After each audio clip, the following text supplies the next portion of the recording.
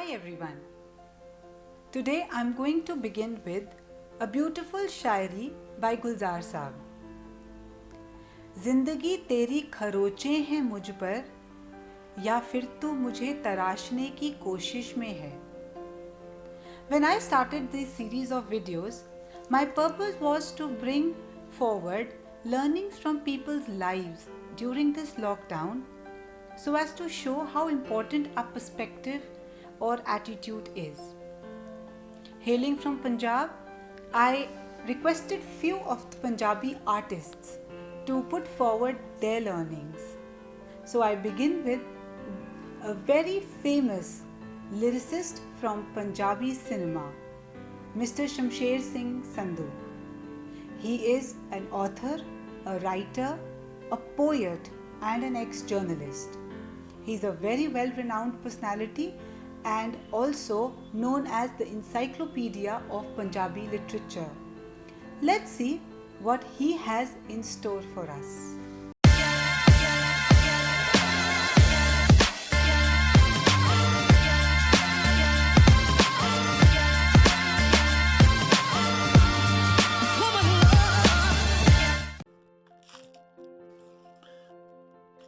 ਇਸ ਸਾਰੇ ਮਾਹੌਲ ਤੇ ਇਸ ਸੰਤਾਪ ਤੇ ਇਸ ਹਾਂ ਪੱਖੀ ਮਾਹੌਲ ਤੇ ਇਸ ਨਾ ਪੱਖੀ ਮਾਹੌਲ ਤੇ ਜੋ ਆਪਾਂ ਸਾਰੇ ਮਹਿਸੂਸ ਕਰਦੇ ਹਾਂ, ਵਿਚਾਰ ਕਰਦੇ ਹਾਂ, ਇਹਨੂੰ ਮੈਂ ਇੱਕ ਕਵਿਤਾ ਵਿੱਚ ਵੀ ਪਰੋਇਆ ਹੈ. ਉਹ ਕਵਿਤਾ ਤੁਹਾਡੇ ਨਾਲ ਸਾਂਝੀ ਕਰਦਾ ਹਾਂ. ਡਰ ਜਾਓ ਹਾਲ ਦੀ ਘੜੀ, ਘਰਾਂ ਵਿੱਚ ਵੜ ਜਾਓ ਹਾਲ ਦੀ ਘੜੀ, ਮਾਂ ਨੇ ਮੱਥਾ ਚੁੰਮਣਾ ਨਹੀਂ ਹਾਲ ਦੀ ਘੜੀ ਤੇ ਪਾਰਕਾਂ 'ਚ ਘੁੰਮਣਾ ਨਹੀਂ ਹਾਲ ਦੀ ਘੜੀ. ਬੇਵਸ ਆਪਾਂ ਸਾਰੇ ਹਾਲ ਦੀ ਘੜੀ, ਫਿਰਦੇ ਹਾਂ ਮਾਰੇ ਹਾਲ ਦੀ ਘੜੀ. ਦੁੱਖ ਹੈ ਘਨੇਰਾ ਯਾਰੋ ਹਾਲ ਦੀ ਘੜੀ, ਹੱਸੋ ਤੇ ਹਸਾਓ ਯਾਰੋ ਹਾਲ ਦੀ ਘੜੀ.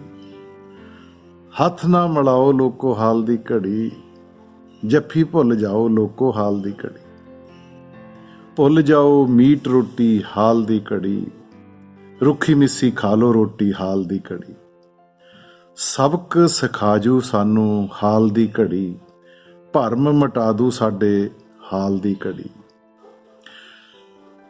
ਤੇ ਅਖੀਰ ਤੇ ਮੈਂ ਕਹਿਣਾ ਚਾਹੁੰਦਾ ਹਾਂ, ਹਾਲ ਦੀ ਏ ਘੜੀਏ ਤੂੰ ਮੁੱਕਣਾ ਹੀ ਮੁੱਕਣਾ, ਜ਼ਿੰਦਗੀ ਮਹਾਨ ਇਹਨੇ ਰੋਕਿਆ ਨਹੀਂ ਰੁਕਣਾ.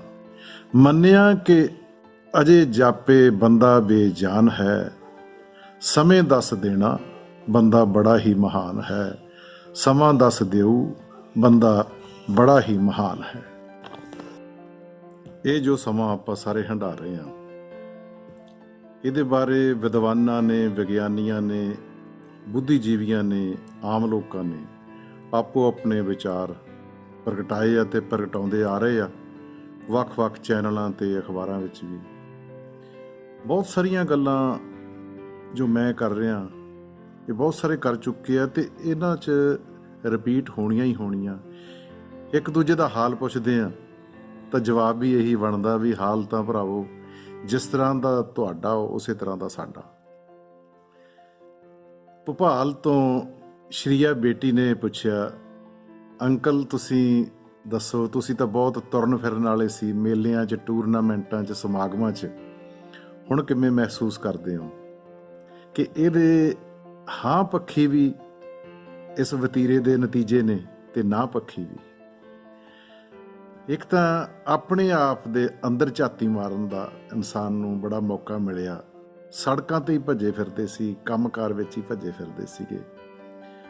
ਆਤਮ ਚਿੰਤਨ ਦਾ ਮੌਕਾ.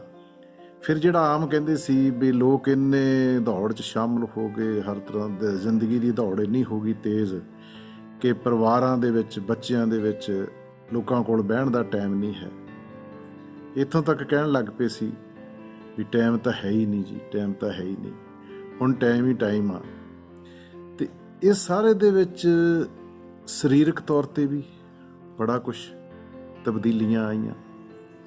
ਜਿਹੜਾ ਆਰਾਮ ਮਿਲ ਗਿਆ, ਭੱਜਿਆਂ ਫਿਰਦੇ ਆ, ਮਾਨਸਿਕ ਤਣਾਅ ਜਿਹੜਾ ਹੰਢਾਉਂਦੇ ਸੀ ਲੋਕ, ਉਹਨੂੰ ਵੀ ਜ਼ਰਾ ਕੁ ਰਾਹਤ ਮਿਲੀ ਆ.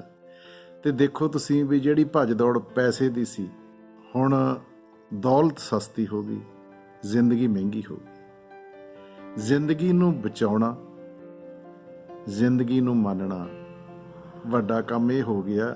ਇਹ ਵੀ ਪਤਾ ਲੱਗ ਗਿਆ ਵੀ ਭੱਜਿਆਂ ਨਾਲ, ਭੱਜਣ ਨਾਲ, ਕੰਮਾਂ ਧੰਦਿਆਂ ਨਾਲ ਪੈਸੇ ਜੋੜਨਾ ਜ਼ਿੰਦਗੀ ਨਹੀਂ ਹੈ। ਭਾਵੇਂ ਵਿੱਚ ਵਿੱਚ ਇਹ ਗੱਲਾਂ ਡਿਸਕਸ ਹੁੰਦੀਆਂ ਸੀ, ਪਰ ਹੁਣ ਹੋਰ ਵੀ ਸ਼ਿੱਦਤ ਨਾਲ ਸਾਰੇ ਮਹਿਸੂਸ ਕਰਦੇ ਆ। ਇਹਦੇ ਨਾਲ ਨਾਲ ਹੀ ਫਿਰ ਦੇਖ ਲਓ ਹੋਰ ਜਿਹੜੀਆਂ ਗੱਲਾਂ ਕਿ ਵਾਤਾਵਰਣ ਦੀ ਸ਼ੁੱਧਤਾ ਤੇ ਬਿਜਲੀ ਦਾ ਕਿੰਨੀਆਂ ਬਚਤਾਂ ਹੋ ਗਈਆਂ। ਫਿਰ ਹੋਰ ਤਾਂ ਹੋਰ ਡੀਜ਼ਲ, ਪੈਟਰੋਲ। ਇੱਕ ਹੋਰ ਦੇਖੋ ਜਿਹੜੀਆਂ ਸਮਾਜਿਕ ਬੁਰਾਈਆਂ ਬਹੁਤ ਜ਼ੋਰ ਫੜ ਗਈਆਂ ਸੀ, ਲੁੱਟਾਂ ਖੋਹਾਂ, ਚੋਰੀਆਂ, ਡਾਕੇ, ਰੇਪ ਕੇਸ, ਉਹਨਾਂ ਸਾਰਿਆਂ ਨੂੰ ਕਿਵੇਂ ਠੱਲ ਪਈ ਆ।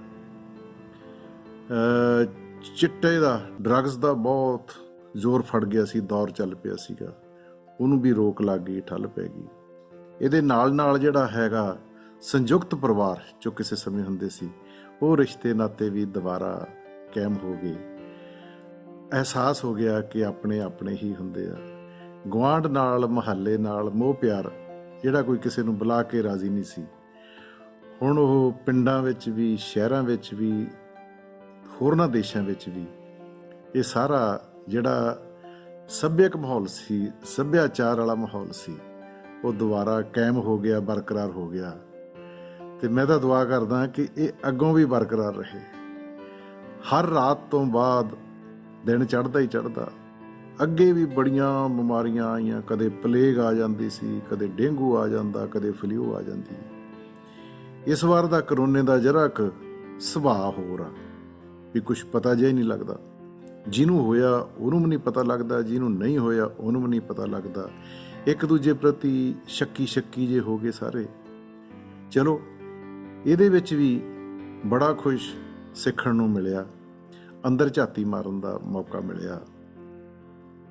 ਜ਼ਿੰਦਾਬਾਦ।